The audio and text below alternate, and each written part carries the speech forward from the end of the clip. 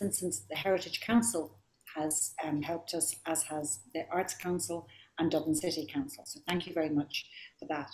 I should also say that this session is being recorded, so you'll have to keep it clean. Now, Trish, we have done a lot of work. We love family photo albums. The Gallery of Photography is, the premier centre for contemporary photography, but more and more the history of photography, artists are now interrogating archives, looking at the status of the family, using old photographs in their work, and it makes sense for us to get involved in this area as well. And in particular, we've been working on a project. I'm going to move this. Yes, a project which, in fact, it was Trish Lambe here, who's the co-curator and co-director here in the gallery. Trish Lambe originated this particular project, and over to you, Trish. Okay, so this project started in 2014, and the first workshop took place with our friends in Monaghan Heritage and Arts Officers. So this is a photograph from our very first workshop. You've got Johnny Madden there looking at one of his fabulous albums from Hilton Park in Monaghan with Shirley Clark and Heritage Officer. So since 2014, we've been working with families across Ireland and more recently in the US and Canada to record the social history that's captured in family photo albums. What really excites us about this is that photo albums capture some of that history that often doesn't get collected by our marvellous and diverse archives and institutions. So it's those ordinary or everyday histories that may not be about a particular key historical event or a famous person, but nonetheless, this is a really important record of a diverse cross-section of histories of people with Irish heritage. So it spans the whole kind of range of photography from, as many of you will know, photography was invented in 1839. So within the family album, you get a broad cross-section of types of photographs. So even though, as Tanya said, we are a contemporary organisation, we're also really interested in the role that photography plays in recording our memories, recording our histories, and kind of making visible our cultural identity. So it's really important that as we start to value our photographic heritage more, that we collect some of this material before it gets lost. So one of the reasons we started this project was, I guess, we were mindful of with the digital shift, that a lot of photographs are moving into that digital space, and sometimes what people call material culture or physical photographs, that sometimes they can get lost, especially when older family members maybe pass on. Sometimes as well, the information, the really important social information that's held in those albums can sometimes go with them. So that's why, one of the reasons why we're doing this workshop today is to kind of just, from our point of view, just shine a light on the value of family albums and family collections. So what you're looking at here is a fabulous carte visite belonging to the Scott family. So as we were saying, there's a really broad cross-section of photographs and family albums. This is an example of an album photograph that's a studio portrait, and as you can see, it's suffered a bit of damage. So as we go through this talk, we will share some ideas and suggestions around how you might care for your photographs to stop them getting damaged, but if they are damaged, what you might do to rectify that. And in general, we do want to underline how important your own family album is, and maybe we're kind of talking to the converted here, I'm sure, but it can change very quickly, as Trish was saying. An older family member passes away, and all of a sudden, come a funeral, they look to the family album, and then actually you realise the stuff is lost. So we will also be talking a little bit about the ways you can record this digitally. And one of the reasons we're doing this talk as well is we're in this centenary year, we're exploring cultural representation of Irish identities, plural. So it's actually the nuance of family histories is often I'm just next door. I'm in on the a family Zoom photo thing. album, whereas the material that you have in a more formal archive has been very much curated. So it's in the family album that you get often examples of people coming from different cultural backgrounds, different religious backgrounds, that kind of, you know, who do you think you are, trace of different fortunes down through an album. So they're always really fascinating. And I think it's important to state that there's, you know, sometimes we think that it's the big stories that are important, but this is very much history from the bottom up. And every family album has its own flavour. People from a more modest background might have less family album photographs because they might be more modest, but actually they still contain and show really important details about how people lived and how people chose to present themselves to the camera down through the ages. And there's also, obviously, as this example shows, kind of inadvertent funniness as well you can discover. She's very happy to be married, and here's the proof, although there's no sign, unfortunately, of the groom. So people take pictures for so many different reasons, and some of those kind of, it being so eclectic, often each album has its own flavour and has its own character. And in this instance, for example, you will have quite ordinary family events interspersed with you know, a record of what the photographer felt were, you know, shocking things happening on his doorstep. And that was done in a quite how do I say, a quite intentional way. So family albums aren't just happy clappy events, they're also, they shade into people kind of using photography in their own way or wanting to bear witness to something that they feel is important. And the relationship between what is photographed and the photographer, and then how those photographs are kept, has shifted. Like in Victorian times, with the advent of photography, sometimes people who were dead were photographed and posed as if they were resting. So the ethics and morals around what you photograph and how you photograph and why you photograph often shift as our thinking around identity changes. So, you know, sometimes, you know, you might see representations of people from different cultural backgrounds or different ethnicities. You know, so sometimes even the labelling things is something that we have to revisit and reinterrogate and reevaluate.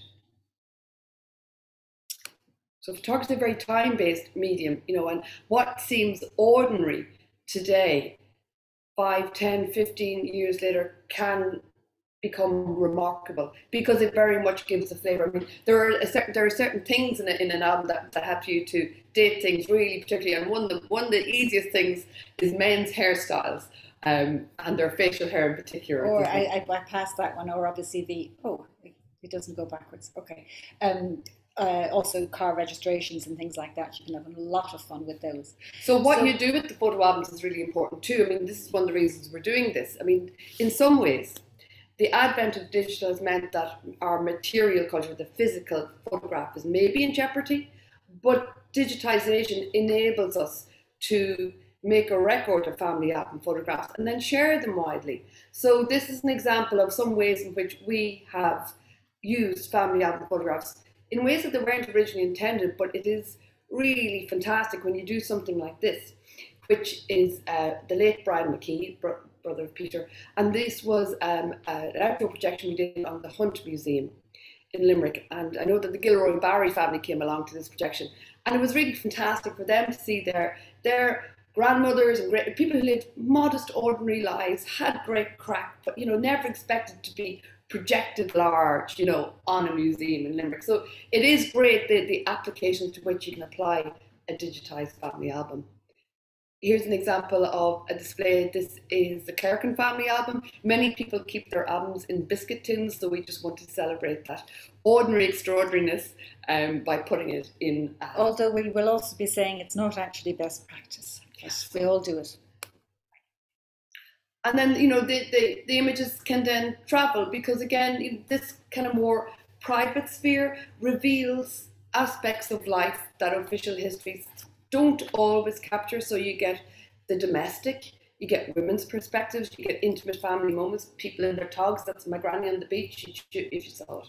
And you see this fantastic picture belonged to Ralph Lambe of the Donegal UVF in 1913. And you can even tell the relationship between the photographer and the people photographed. It's not an official standing up straight. It's a very relaxed, intimate, I know who you are, you know who we are type of photograph. So there's lots of little interesting details in all the albums. It's the view from the inside very often.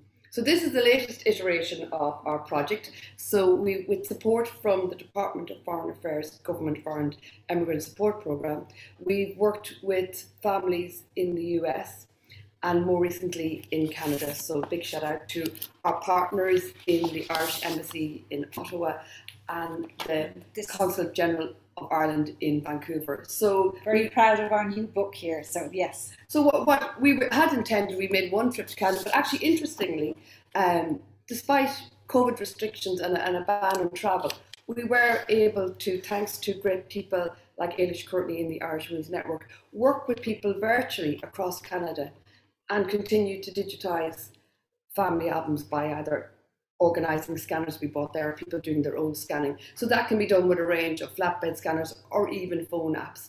So we worked with about, I think, 24 families across Canada. And again, it's great just to highlight that broader Irish diaspora, because it's the family photo album has been one of the main ways in which people kept in touch and shared visual memories about their lives with people who weren't able to travel over. This is an exhibition from the photo album project that's currently touring to venues across the US. I think it's going to Texas in September, and that's organised by the Mid-America Arts Alliance. So that's been on tour since 2016, and that was launched as part of a centenary programme supported by Culture Ireland. So, just for a quick overview now, what are the kinds of things that you might come across in your album, or the things that we have come across in other people's albums over the course of this project? And, obviously, top of our list are the really old ones, and you more likely are aware of just how rare those are. But the daguerreotypes, for example, they were expensive to make. It shows a certain standing in society, all the things you can tell even before you even look at the picture as to what kind of material history these objects can speak of. So I mean, it was a real kind of boom industry when it started first in Ireland, because we were outside the patent area, but there wasn't the middle class there to sustain. So a lot of people set up studios and went bust rather quickly. But they're .com. Yeah, exactly. But they are absolutely beautiful, and the clarity in them is just amazing. But they're very delicate. So they're in these things called union cases, and the best way, if you do have one of these, is I think we have pictures there. Well, it's a number type, but those, and you'll see the kind of careful handling and all of that going on there now. There is actually debate as to whether you're supposed to wear cotton gloves or not. It was there up to recently, but we've just heard from the last few years that people from our friends in the National Museum that people are actually questioning whether the bleach in the gloves was there are little bits of lint and that. So, excuse me. This is an ambrotype, which is one of the earliest Irish ambrotypes. And what is remarkable about this, and it's one of the reasons why we're doing this project, is that it's not an ambrotype of somebody of high status, because photography was quite expensive at this period in time. So this worker would not have paid to have his photograph taken. And I think you can kind of intuit the relationship between the subject and the person commissioning, because he wasn't the person asking for this photograph to be taken. The fact that his shirt is open, it's a very strange picture. It's possibly around 1855, 56, so quite close after the famine, and very unusual to have somebody from this class photographed. So this is from the wonderful collection of the leading collector of Irish photography, Sean Sexton. We showed his exhibition here about 10 years ago, and he's got the most marvellous collection. Now, unfortunately, that image was stolen. So if anyone comes across it, can you give it back to Sean? Yeah. These are glass plates. So what's interesting about the early period, and again, like we're saying, it was mostly either studio photographers doing daguerreotypes and ambrotypes, or the landed gentry, big house people who could afford and had the education to make the early photographs. So you've got a number of key families. You've got Augusta Dillon, amazing photographer from a house growing Galway. You've got people like Charles W. Ryder Madden in Monaghan. So there was about maybe 5 or 10 key early practitioners who were at the forefront of development in photography internationally, not just in Ireland. And what is remarkable as well is the number of women who were involved at the very early, the pioneer practitioners. You have Mary Parsons, Countess of Ross. So they were just incredibly sophisticated. Yeah, amazing women photographers. So we're not really kind of doing a history of photography, although we are we're still kind of coming out of William Fagan's lovely talk last night, again as part of Heritage Week 2021.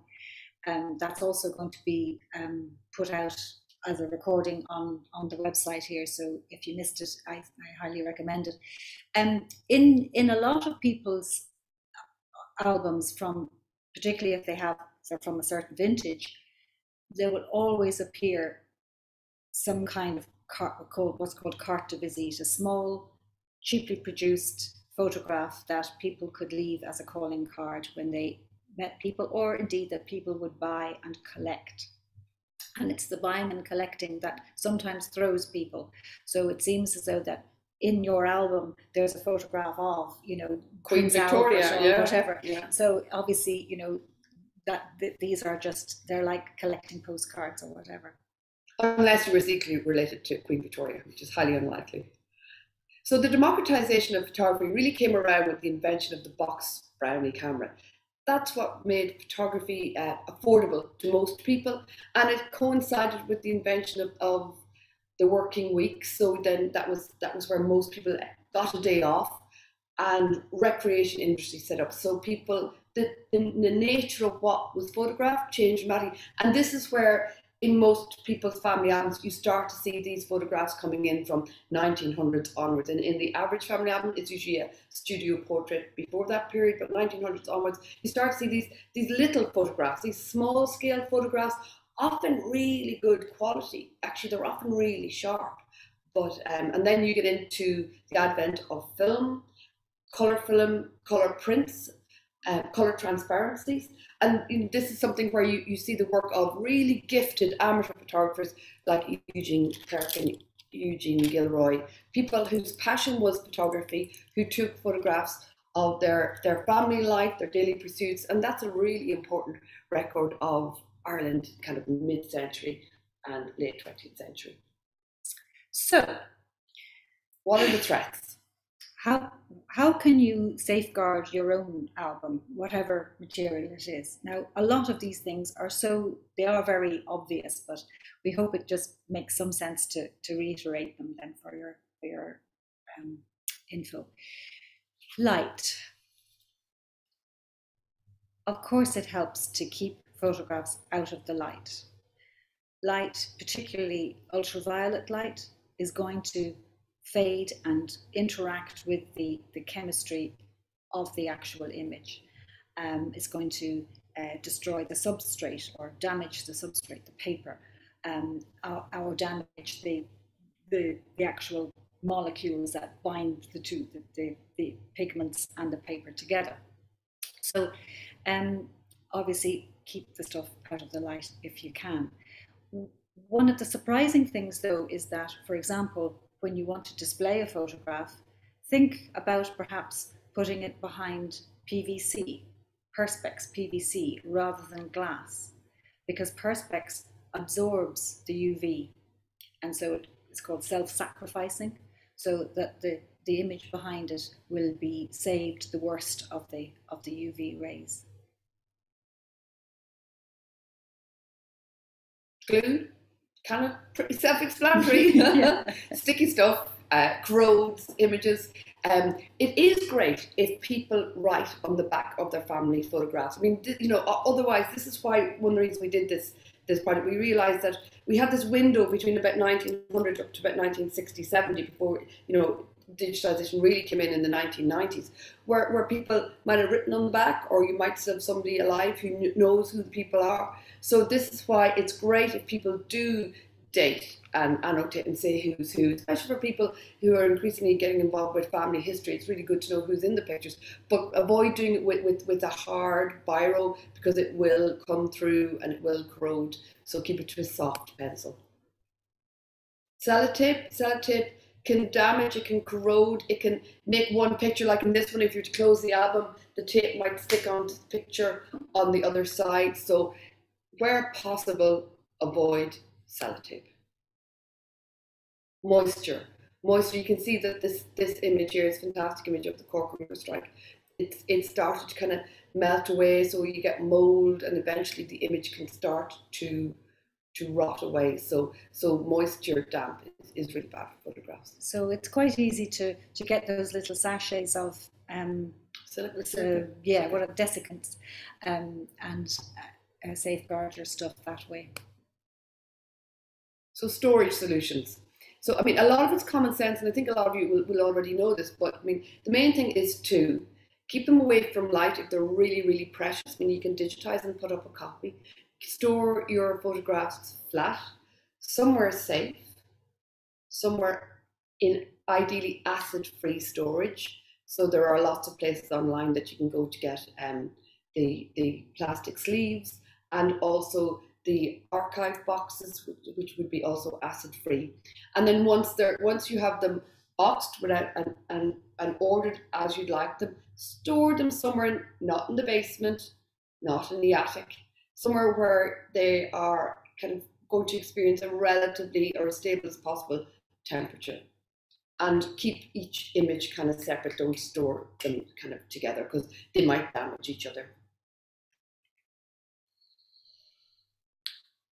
So, depending on the kind of album that we're talking about, so some albums look after your photographs really well. So if they're in some of those earlier albums, which might have like a paper or a cardboard encasing, we've seen examples where people have taken images out to scan them and torn the original lovely Victorian or Edwardian casing. So don't do that if you can avoid it at all. So with this kind of interleaving, it's great. But even better would be to interleave yet again with acid-free tissue paper. Very widely available in art shops, not expensive. So that would be a good. But then ones like this though can be, sometimes the glue that's in these can be damaging. So if you can get if you can remove a picture that is of high value to you without damaging it, and if you think that makes it safer, then that is the thing to do. Yes, there's polyester sleeves, but special. It's called mylar. It's called archival polyester. Again, quite widely available, and that is kind of the best thing to do. But again, if it's going to damage the actual album and kind of destroy its integrity as an object, we would also suggest that really think hard about doing that. Best sometimes to do nothing and to interleave with acid-free tissue paper. So here's a quick run through, but we're not going to go through it here. There are lots of how-to videos on YouTube if you want to get a scanner yourself and scan your own family photo albums. But if you are going to scan, the main thing is, or if you're going to use one of the apps, is gently with a lint-free cloth remove any dust from the surface. Handling pictures is kind of important. I mean most people will know this, but if there's negatives or photographs, I mean this is a glass negative, by the edges only. If you're scanning, you put your photograph in the center and do them one by one. And if you're scanning, you mark out the area. You don't scan the whole thing, otherwise you get really big files. So we're not going to go through this in detail, but we'll make this available. There are lots of tutorials and so on online and our own guide. We have a PDF, a downloadable PDF, which would take you through more step by step. But unfortunately, normally with these sessions, we're doing them and it's a hands-on, we're rolling up our sleeves and doing it. In this case, it just wouldn't quite work. So we flash through it anyway. So this is the kind of interface you'll see. It is very techy, but it's actually quite simple in the end, and it takes time, but it is absolutely the best way of safeguarding your family album, because while it will enable you to share things, it will enable you to store them, it will enable you to have the absolute wow moment where when you have made a really good scan of your picture, you then can blow it up and suddenly you can see it in a whole different way. It's so some amazing. Of those box brownie pictures, which are quite small, but the lens technology was really good in them. So a little picture like this, what we often find, annotated in the back in pen, but little images like this, because the lens was good, they blow up really well. And if there was no camera shake, if it's a sharp picture, you'll be amazed at the detail that you can get. When we've worked with people have been like seeing the face of great grandparents properly for the first time. So it is transformative. And with scanners, you can do negatives, you can do slides, you can do prints. So we won't actually go through this because, as I say, it's too technical. Here we are. And of course, you don't really have to go to the expense of buying a scanner. You can use your digital camera. And again, it's a question of setting it all up, getting a small tripod and so on. Polarizing filter, probably a good idea too. The other more popular move now is to use your smartphone, and there are quite a number of scanning apps available now. Among the free ones, there's Microsoft Lens, possibly not a great one, more for documents and things like that. It has this handy, it can optical character recognize a text, for example, so it saves you having to transcribe things. There's Google Photo Scan, again, also very good, quite simple, but then the downside of that would be it brings your material into the tentacles of Google, which some people aren't happy with. Does that mean you lose copyright? I don't think so, but at the same time, they possibly are able to see it. Yeah. So they, but the smartphone app that we would recommend is one called PhotoMine, and it's the picture there is from that application. And what's marvelous about it is that you can use your phone to take pictures of a whole album page, for example, at the one time. And it's got very sophisticated AI algorithms behind it. So it automatically finds the edges of the picture, and it will scan them and turn them around and make sure and then you can choose whether you want to kind of, touch up the colors or whatever. So it's a very, very powerful one, and it's free up to a certain number of storage, amount of storage. So you can then share it very much. So what's really, really great about these smartphone apps is that they're free and that they're no fuss. You're likely to have a phone, and you can quickly and easily share them. So, however, you really do need a steady hand. There's actually no point in doing it at all if you're actually going to end up with some blurry old picture. So really it's for quick sharing, it's for putting it out there among your networks to perhaps get extra information about the people in the photographs, but it isn't really a contender at the moment for long-term archival record purposes. For a long-term record, you want maximum dots per inch, which is the information in an inch. So the phones will be lower dots per inch, less detail. So, and I would say be particularly careful about downloading them onto, for example, one of the older versions of iPad. So iPads have much poorer quality, or had anyway, much poorer quality cameras, and it means that your scan will only be as good as the camera is in the device that you're using. So for the moment now, you know, iPhones and all the rest of the newer iPhones have fantastic cameras. Yeah. So you can, you know, get a good resolution and good DPI on that. But for the tablets, I would still veer away. Storing. So with most important things in our lives, we're supposed to have a version in the cloud and 2 hard copies, even though it's on a drive, one on site and one off site. So in an ideal world, you'll make copies and have them in different locations. There are all sorts of obviously restoration and kind of photo editing you can do once you have your pictures digitized. Fairly self-explanatory. I think we could flash through these very quickly.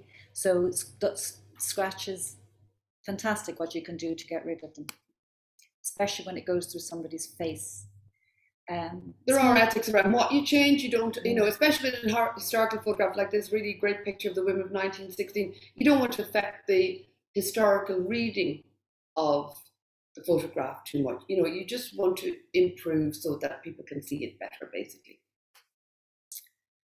So we're just before we kind of open up, perhaps to, if anyone has any questions or comments, we are embarking on a new survey show. So coming soon for anyone who has a love of all things photography. Gallery Photography Ireland is, we're delighted to be working with Dublin City Council, their commemorative programme, the Heritage Council, the Department of Tourism, Culture, Art, Gaeltacht, Sport and Media, the OPW Dublin Castle, and Creative Centenaries NI, New CD libraries and archives to curate the first major landmark survey of the history of photography in Ireland. We are standing on the shoulders of the people who have made this possible, who are National Library, National Museum, local archives, museums, heritage organisations, RTE archives, UCD archives. They are the people who have collected and preserved and shared and mediated our photographic heritage, the formal photographic heritage. And so what we want to do was share this with people as a centenary programme to look at how the Irish have been represented and have represented themselves. So it's starting in 1839 all the way up to the present day, and it's going to launch in November 2021 and continue across 2022, and it will involve a publication, a series of multi-site exhibitions across Dublin. It will involve online content and street installations. So stay tuned. You can find out information about our programmes from our website, www.galleryphotography.ie, and you can follow us on social media. And a final thank you to the Arts Council and Dublin City Council, who are our main funders. So that's it from us. We'd love to hear from some of you.